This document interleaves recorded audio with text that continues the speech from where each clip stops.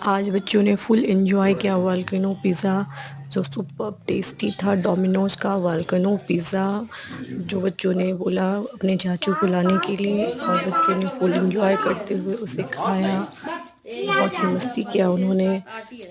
आप तो देख रहे हैं बच्चे खुश हो रहे हैं कितना ज़्यादा। सुनता है रे बाबा। खुशी का उनका ठिकाना नहीं है कि ये वोल्केनो पिज़्ज़ा है super tasty with creamy cheese delicious food enjoy. आप भी मंगा कर खा सकते हैं ये डिलीशियस पिज़्ज़ा, वेरी टेस्टी।